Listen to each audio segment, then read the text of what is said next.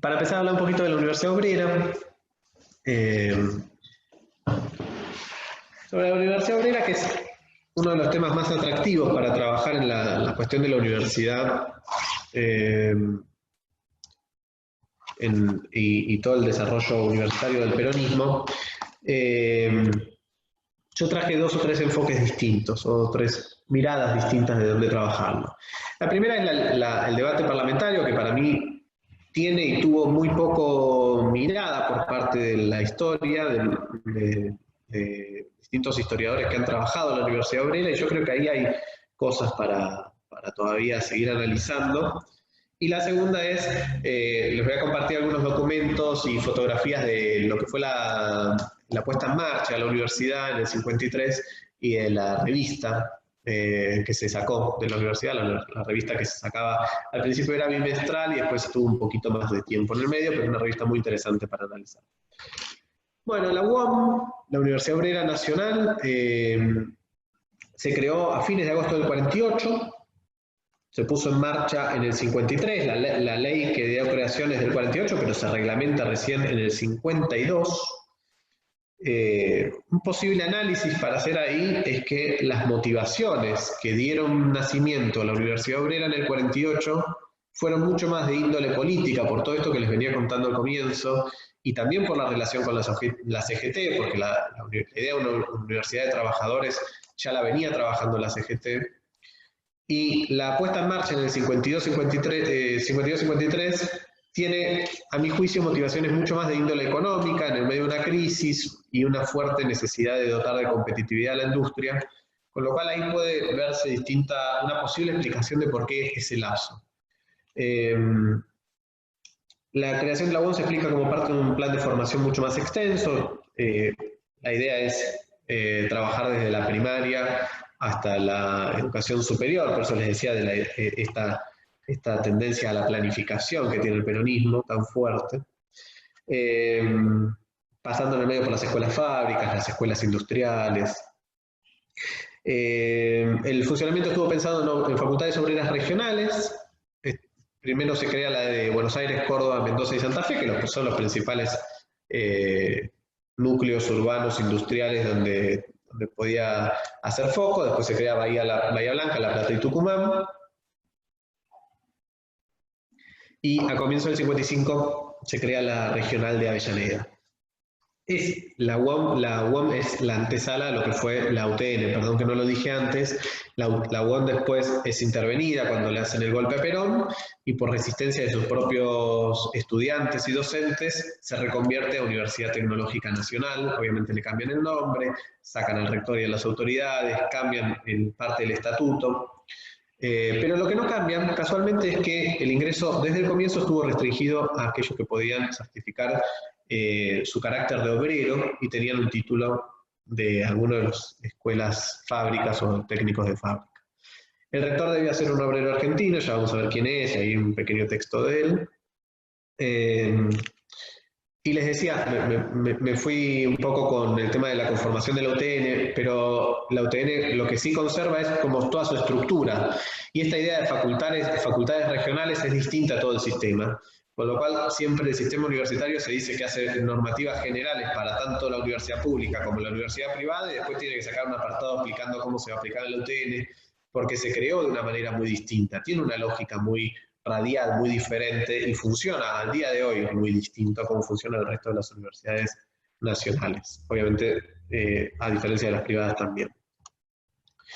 Innovaciones o algunos puntos que a mí me parecen interesantes destacar, porque piensen que estamos hablando del 48, de cuando se sanciona. El horario cursado va entre las 19 y las 23, claramente destinados a pensar en un obrero que va a cursar. Tienen un tipo de trabajo muy diferente a lo que era la clase clásica de la universidad en ese momento, que era lo que hoy se llama clase magistral, sino que esto es mucho más práctico, mucho más cercano al modelo dual de Alemania, que es la idea de la explicación, ejercitación, experimentación. Tiene una fuerte vinculación, obviamente, con todas las empresas, con el taller, con los laboratorios, las fábricas, y se focaliza, según dicen ellos, en la propia reglamentación, mucho más en el saber hacer que en el saber decir. que titulan. Estas son algunas de las titulaciones, hay unas cuantas más, pero yo les traje algunas para que vean. Son ingenierías en construcción de obras, en automotores, obras sanitarias, industria textil, química. Son las principales ramas de los sectores más influyentes del proceso industrial. Lo van a ver la semana que viene con Claudio en la próxima clase, pero son las ramas más influyentes a donde el peronismo pone el foco de obtener capacitados estudiantes recibidos, graduados, para nutrir las ramas que estaban necesitando mayor nivel de competitividad y pegar un salto a un segundo proceso de industrialización. Además, que genera todo un ciclo de formación docente para las escuelas técnicas del nivel medio, que es en lo que se llamó el segundo ciclo. Esto no es menor, porque en realidad lo que hace la UOM es cristalizar una de las tantas formas que había en ese momento en discusión sobre cómo institucionalizar la educación técnica en el país. Estaba en disputa toda una serie de posiciones. La UIA había tenido, con algunas experiencias de formación, una decisión muy fuerte de dar una pelea a la formación, al tipo de formación propuesto por la CGT, y después, obviamente, cuando asume Perón, el modelo de la CGT gana. El modelo de la CGT y de la Universidad Obrera, como tal, la que tenemos, la que conocimos en ese momento, es el que se copia con unos cuantos cambios y variaciones, de la experiencia de Bélgica. En Bélgica se crea la primera Universidad del Trabajo en 1902, la crea un personaje que realmente es muy conocido, que es Omer Buyx,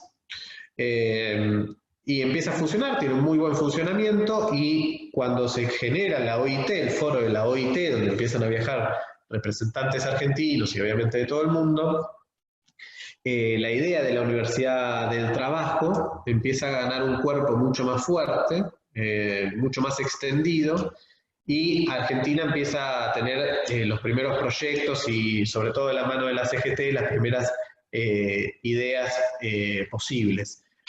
Cercanas a lo que fue después la UOM, el peronismo le da una impronta bastante particular. Hubo otras experiencias, en Brasil hubo algunos intentos, en Uruguay hubo también algunos intentos, pero específicamente fue la experiencia belga la que más influyó sobre los planes del 38 de la CGT.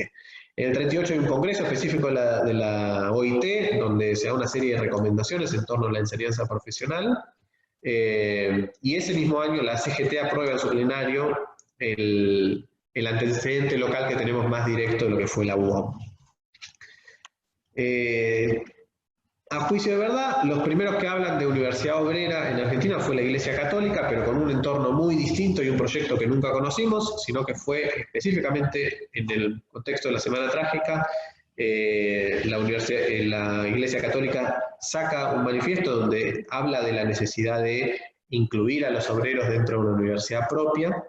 Es lo único que se dice, y después de ahí no lo vuelve a tomar como tal. Se hace una colecta para una serie de cosas, entre la que se hablaba de meter ahí adentro de la Universidad Obrera. La colecta se hace, nunca se produce una efectivización por parte de la Iglesia Católica de un plan de formación obrera en una universidad. Con los años después la CGT es quien va a tomar el proyecto y el nombre, hasta que asume Perón y lo transforma en Universidad Obrera Nacional.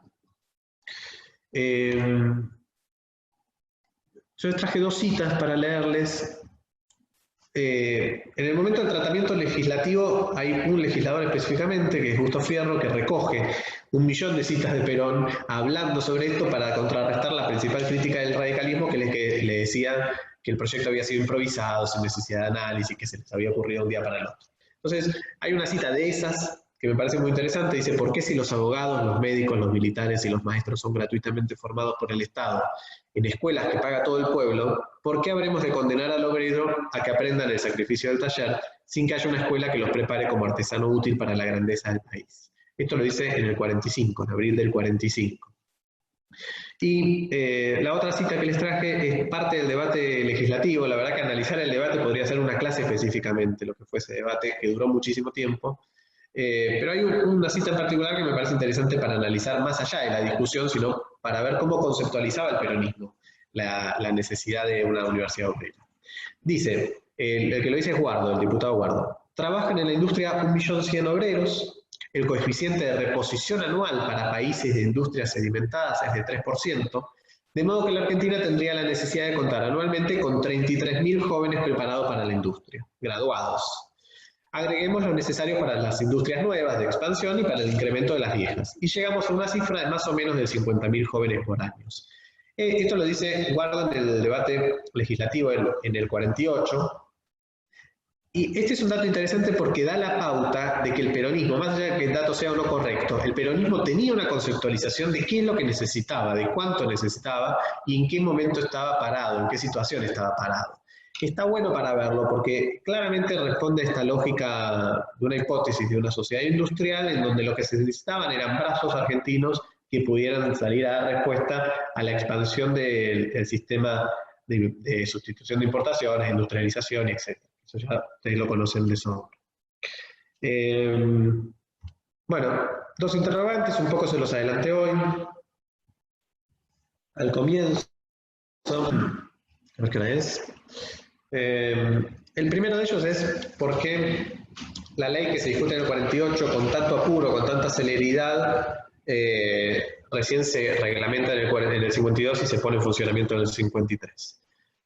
Hay una lógica muy lineal, que es la que recogen las dos principales investigadoras del debate parlamentario, que es que la ley que se sanciona junto a este segundo ciclo que les decía de formación. Está en la primaria, está el segundo ciclo que son las escuelas taller, las escuelas de industria, las escuelas fábricas y demás, y después la universidad obrera.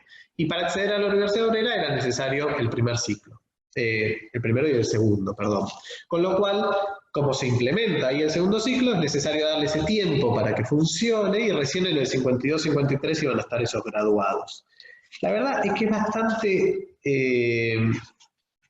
bastante discutible, porque había un montón de iniciativas ya desde hace muchos años que graduaban en escuela media, en nivel técnico, que podían ser y que después fueron alumnos de la Universidad Obrera, y que se los podría haber empezado a meter en la universidad en ese momento, con lo cual no tiene tanta lógica pensar en esperar un segundo ciclo porque ya había un volumen grande de graduados. Incluso en el debate parlamentario, un peronista que no era parte del riñón, del núcleo duro del peronismo, el diputado santafesino Manuel Díaz, pide la palabra y dice: che, muchachos, nosotros tenemos una escuela industrial, ¿por qué no la hacemos pertenecer a la CENAOP? Ahora vamos a ver lo que es la CENAOP, la comisión y todo eso. ¿Por qué no la hacemos pertenecer a este ciclo de formaciones medias industriales y ya podemos tener el año que viene graduados que nutran a la Universidad Obrera? Entonces lo cortan ahí de lleno, le salen a la yugular y dicen que ese no era parte del proyecto, que eso no fue lo que mandó Perón, y que eso en todo caso se puede analizar después. Yo hice el seguimiento de los siguientes, o sea, lo que restó del año, nunca más se analizó, no sé si a los años siguientes se volvió a presentar un proyecto en esa dirección, lo desconozco, pero yo imagino que no. Entonces, un poco lo que les decía al comienzo es que lo que fue en su momento las motivaciones iniciales del 48 no fueron las mismas del 52, a mi juicio. El 52 está mucho más vinculado al segundo plan quinquenal, a la fuerte crisis que vive la Argentina, a los años que tuvo de sequía, que habían marcado mucho la reconversión del IAPI, y etc. Y el segundo interrogante interesante, también lo digo como a los fines de poder pensar en conjunto e incentivar a que hagamos más preguntas sobre este periodo, es por qué se decide limitar únicamente a los trabajadores, en línea contraria a lo que fue el acceso irrestricto del peronismo a todo el sistema universitario. Claramente es un guiño a la CGT,